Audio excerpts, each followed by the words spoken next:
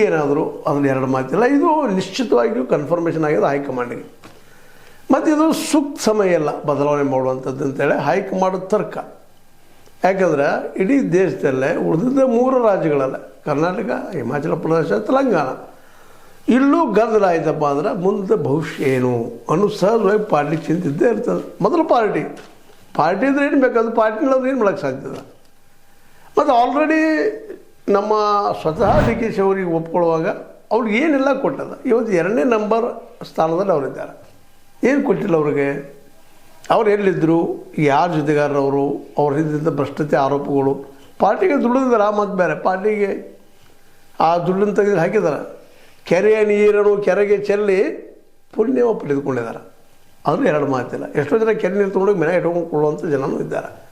ಅಂಥದ್ರಲ್ಲಿ ಅಟ್ಲೀಸ್ಟ್ ಕೆರೆಗೆ ಚೆಲ್ಲಿದ್ದಾರೆ ಅನ್ನೋದು ಸಮಾಧಾನ ಇಲ್ಲದ. ಆದ್ರೆ ಈಗಿನ ಮಟ್ಟಿಗೆ ಮೋದಿ ಅವರ ದಬ್ದಬ ಇಡೀ ದೇಶ ತುಂಬ. ಮೋದಿ ಮತ್ತು ಶಾ ಅವರನ್ನು ಎದುರು ಹಾಕ್ಕೊಂಡು ಇವತ್ತು ಯಾವುದೇ ಪಕ್ಷ ನಿಲ್ಲುವುದು ಕಡು ಕಷ್ಟ, ಅಸಾಧ್ಯದ ರೊಟ್ಟಿ ಇಲ್ಲ. ಅದರಲ್ಲೂ SIR ಒಂದು ಮಾಡ್ತಾ ಇದ್ದಾರೆ. ಹೊರಗಿನವರು ಒಳನುಸುಕುವವರು ಹೊರಗೆ ಹಾಕ್ತಾ ಇದ್ದೀವಿ ಅಂತೇಳಿ ತಮಗೆ ಮತ ಬರಲಾರದ ಜನರನ್ನು ಹೊರಗೆ ಹಾಕ್ತಾ ಇದ್ದಾರೆ. ವಿರೋಧ ಪಕ್ಷಗಳ ಮತದಾರರನ್ನು ಕಡಿತ ಮಾಡ್ತಾ ಇದ್ದಾರೆ ಅಂತೇಳಿ ಬಲವಾದ ಆರೋಪವನ್ನು ಅವ್ರ ವಿರೋಧಿಗಳು ಮಾಡ್ತಾ ಇದ್ದಾರೆ.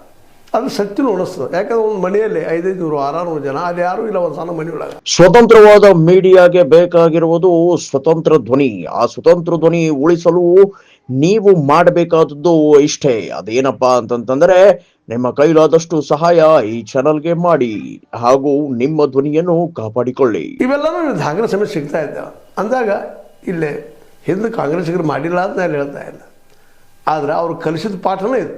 ಇದನ್ನು ಜೋರಾಗಿ ಮಾಡ್ತಾ ಇದ್ದಾರೆ ಈಗಿನ ಸಮಯದಲ್ಲಿ. ಅದರಲ್ಲೂ ಸ್ವತಃ ಎಲೆಕ್ಷನ್ ಕಮಿಷನ್ ಹಿಡ್ಕೊಂಡು ಜ್ಞಾನೇಶ್ ಅವರು ಹಿಡ್ಕೊಂಡು ಮಾಡ್ತಾ ಇದ್ದಾರೆ ಅಂತ ಗಂಭೀರವಾದ ಆರೋಪ ಮಾಡ್ತಾ ಇದ್ದಾರೆ. ಅದಕ್ಕೆ ಸಾಕ್ಷಿಗಳು ಸಹಿತ ಕೊಡ್ತಾ ಇದ್ದಾರೆ. ಹೀಗಾಗಿ ಅತ್ಯಂತ ತೊಂದರೆಯ ಪರಿಸ್ಥಿತಿಯಲ್ಲಿ ಕಾಂಗ್ರೆಸ್ ಇದ್ದಾಗ ಅದನ್ನು ಬಿಟ್ಟು ಮುಖ್ಯಮಂತ್ರಿ ಆಶೆಗೆ BJPಗೆ ಇದು ಒಡ್ಕೊಂಡು ಹೋಗಿದ್ರೆ ನಿಶ್ಚಿತವಾಗಿಯೂ ಇದು ಅವರ ಹಿನ್ನಡೆ ಅಂತಿರೋ ಮತ್ತೆ ನಿಂತಿರೋ ಗೊತ್ತಿಲ್ಲ. ಆದರೆ ಕಾಂಗ್ರೆಸ್ ಪೆಟ್ಟು ಬೀಳ್ತಾ ಇತ್ತು ತಿಳ್ಕೊಂಡು ಇವತ್ತು ಕಾಂಗ್ರೆಸ್ಸಿನ ಕಟ್ಟಾಳವಾದಂತಹ ಡಿ ಕೆ